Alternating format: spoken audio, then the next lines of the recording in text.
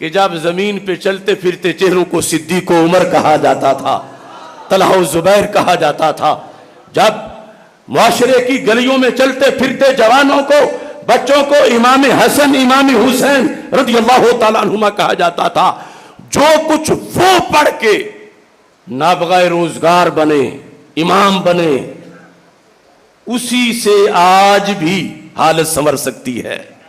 ہماری ترقی کا منظر ماضی میں ہے، اور اس ماضی کی بیس قرآن و سنت کے علوم پر ہے۔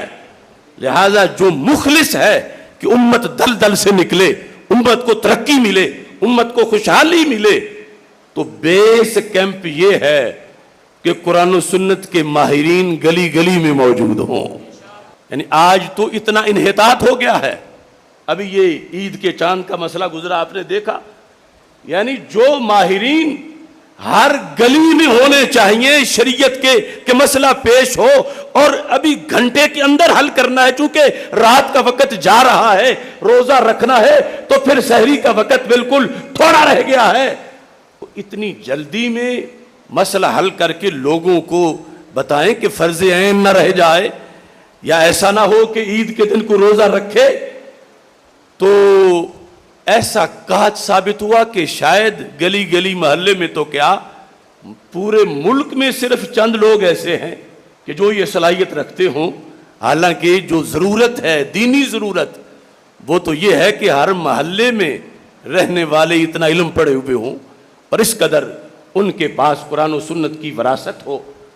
اس بنیاد پر خوش نصیب ہیں وہ لوگ جو غلبہ اسلام کے لیے اپنی اولادوں کو وقف کر چکے ہیں، اور وہ فرزند جو دین اسلام کے لیے گھروں سے نکلے ہوئے ہیں، جو پڑھ چکے ہیں، جو پڑھا رہے ہیں۔ یہ امت کا سب سے بڑا مشن ہے۔ هو الذی ارسل رسولہ بالہدی ودین الحق لیظہرہ علی الدین کلہ ولو کرہ المشرکون۔ ہمارے آقا صلی اللہ علیہ وسلم کی دنیا میں جلوہ گری اس لیے کہ دین اسلام کو ہر دین پر غالب کیا جائے۔ تو اگر دین پڑھا ہوا نہ ہو تو غالب کو کیسے کرے؟ باطل کو، دوسرے ادیان کو رد کرنا اور اس کے مقابلے میں بتانا کہ اسلام سچا دین ہے، اسلام حق ہے، یہ دلیل ہے قرآن سے، یہ سنت سے۔ آج اس کی ضرورت ہے، چونکہ ویسٹ کے پاس ایک عسکری برتری ہے اور پیسہ ہے، اور وہ آج ہماری حکومت سے مسلسل ہر حکومت سے مطالبہ کر رہے ہیں کہ تم کہتے ہو کہ صرف اسلام دین برحق ہے، یہ بات ختم کرو، کہو سارے دین ہی برحق ہیں۔ تو اس کے مقابلے میں دلیل کے ساتھ قرآن و سنت کا پیغام وہی دے سکتا ہے جس نے قرآن و سنت کو پڑھا ہوا ہو۔ اس بنیاد پر اس کی ہزارہا آگے شعبات ہیں۔ تو یہ دین کا بیس کیمپ ہے، یہ پہلا مورچہ ہے۔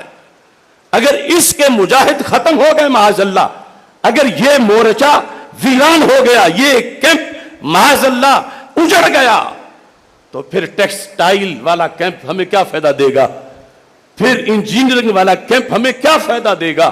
کیونکہ ہمارا سب سے پہلا مسئلہ تو یہ ہے، ہمیں یہ پتا ہو کہ حلال کیا ہے، حرام کیا ہے، باقی مسائل تو بعد میں ہیں۔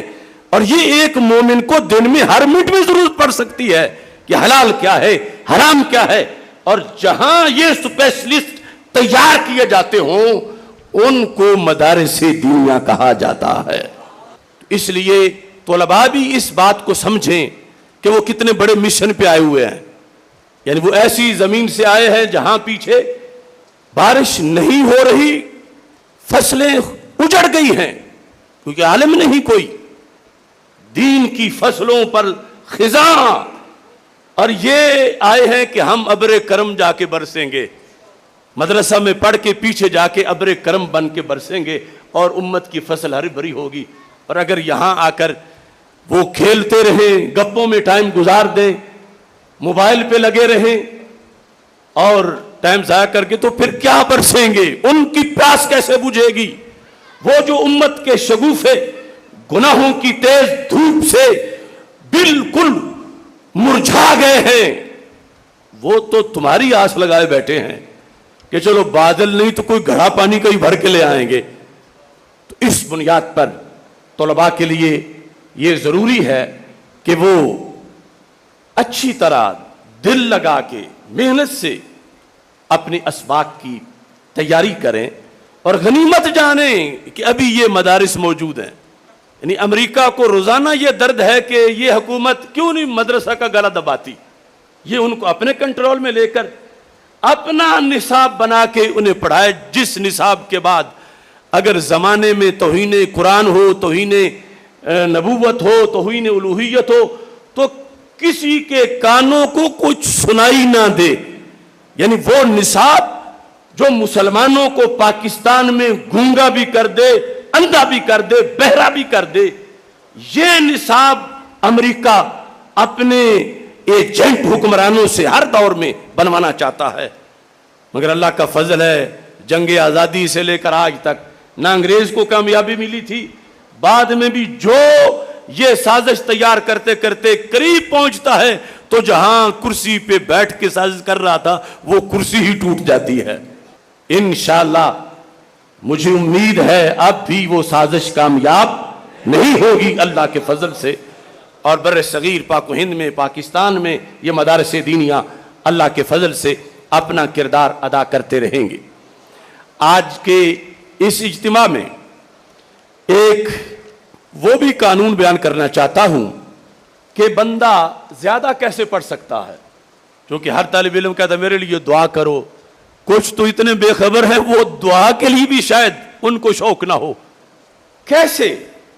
حضرت امام اعظم ابو حنیفہ رحمۃ اللہ علیہ سے پوچھا گیا اتنے بڑے تم امام کیسے بن گئے, اتنے بڑے امام؟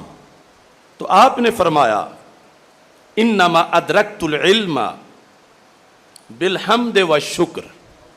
فرمایا میں نے تو سارا علم بس دو لفظوں کے ذریعے حاصل کیا, ایک الحمد کے ذریعے, دوسرا شکر کے ذریعے. کس طرح؟ کہتے ہیں کلما فہمتو, مجھے جب بھی کسی مسئلہ کی سمجھ آئی, جب بھی میں نے کچھ پڑھا, وقفتو, جب بھی مجھے واقفیت کسی مسئلے پر دی گئی, الا فقہ و حکمہ, مجھے فقہ کا کوئی مسئلہ یاد ہو گیا, میں نے مطالعہ کر لیا, یا شروع سے مثلا صرف و نحو میں مہارت حاصل کرتے ہوئے مجھے کچھ بھی علم حاصل جب ہوا تو فقلت الحمدللہ, تو میں نے اگر 2 لائنیں پڑھی تو میں نے اللہ کا شکر ادا کیا, میں نے الحمدللہ کہا. کہتے ہیں فازداد علمی, اس سے میرا علم بڑھتا چلا گیا. اب طلباء کے لیے یہ ہوم ورک ہے پوری زندگی کا, علماء کے لیے, کہ صرف الحمدللہ کہنے کے اندر مشقت کیا ہے. روزانہ جو سبق پڑھتے ہو ہر پیریڈ میں جو پڑھا اس کو پڑھنے کے بعد نیت کے ساتھ کہو الحمدللہ کہ آج تو 4 حدیثیں میں نے اور پڑھ لی, آج تو 10 آیات میں نے اور پڑھ لی, آج تو فقہ کا ایک سبق میں نے اور پڑھ لیا. تو امام اعظم ابو حنیفہ نے وصیت جو کی تھی طلباء کے لیے, میں وہ تمہیں پڑھ کے سنا رہا ہوں. وَهَكَذَا يَنبَغِي لِطَالِبِ الْعِلْمِ ان یشتغل بالشکر باللسان والارکان, کہ طالب علم کو چاہیے کہ وہ علم پر روزانہ شکریہ ادا کرے, اور علم کا شکرانہ نماز پنجگانہ میں بھی ہے کہ نماز پڑھ کے شکر ادا کرے اور باقی الحمدللہ کے ساتھ شکر ادا کرے. تو یہ خود بخود, چونکہ اللہ کا حکم ہے نا قرآن مجید میں وَلَئِن شَكَرْتُمْ لَأَزِيدَنَّكُمْ, اگر شکر کرو گے میں تمہیں اور بھی دوں گا.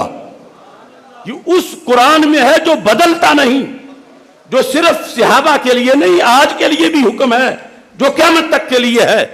اور وہ ذات کہہ رہی ہے میں زیادہ دوں گی جس کے خزانوں میں کمی آ ہی نہیں سکتی. تو پھر ہم کیوں بھولے ہوئے ہیں؟ اللہ فرماتا لَأَزِيدَنَّكُمْ لَإِن شَكَرْتُمْ لَأَزِيدَنَّكُمْ, اگر تم نے شکر کیا تو میں اور دوں گا. تو اضافہ تب ہوتا ہے جب پہلی چیز کو برقرار رکھا جائے بلا تشبیہ و تمثیل. اگر تمہیں کوئی 1,00,000 دے اور کہے میں اور بھی دوں گا, تو اس کا یہ مطلب نہیں 1,00,000 لے لوں گا اور دے دوں گا, یعنی 1,00,000 تو تمہارے پاس رہے گا, میں 10,000 اور بھی دے دوں گا. تو اللہ فرماتا ہے اگر شکر کرو گے پہلا بھولے گا نہیں, نیا عطا فرما دوں گا.